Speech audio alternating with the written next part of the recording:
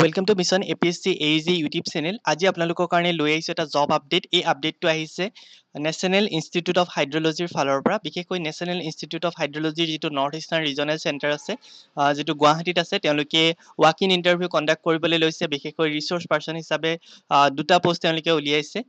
আৰু ইয়াতে ডিউৰেশ্যন লিখা আছে initially for a period of 1 year আৰু may be extended on the basis of performance বুলি লিখা আছে।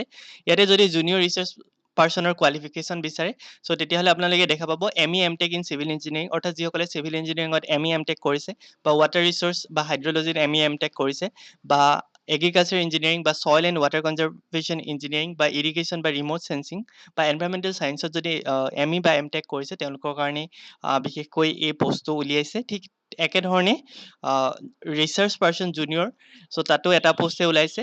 চ' ইয়াতো এছেঞ্চিয়েল কোৱালিফিকেশ্যন হিচাপে মাষ্টাৰ ডিগ্ৰী ইন ইঞ্জিনিয়াৰিঙত বিচাৰিছে বা আৰ্ট অৰ এনভাইৰমেণ্টেল ছায়েন্সত বিচাৰিছে, আৰু য'ত নেকি স্পেচিয়েলাইজেশ্যন বিচাৰিছে হাইড্ৰলজি বা ৱাটাৰ ৰিচোৰ্চত। চ' ইয়াতে যদি চেলাৰী চাই, চেলাৰী ৰেঞ্জটো তেওঁলোকে পাৰ মান্থত 20,000 পৰা 40,000 ভিতৰত ৰাখিছে, আৰু 1,500 এক্সট্ৰাকে তেওঁলোকে লোকেল কনভেয়েন্স চাৰ্জ দিয়া হ'ব বুলি ইয়াতে লিখিছে। আৰু মেইনলি ডেট টাইম আৰু প্লেচ অফ ইণ্টাৰভিউ তেওঁলোকে ইয়াতে মেনশ্যন কৰি দিছে।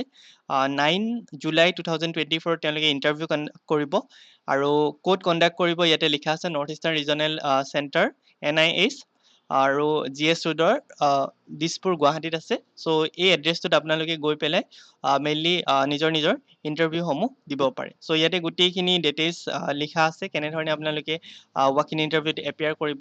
চ' তাৰ কাৰণে আপোনালোকে মেইনলি যিটো নেশ্যনেল ইনষ্টিটিউট অফ হাইড্ৰলজিৰ যিটো অফিচিয়েল ৱেবছাইট হয়, সেই ৱেবছাইটটোত গৈ পেলাই আপোনালোকে ইয়াৰ ডিটেইলছসমূহ চাব পাৰিব। চ' এইখিনি আছিলে আজিৰ job update. Thank you for ৱাচিং।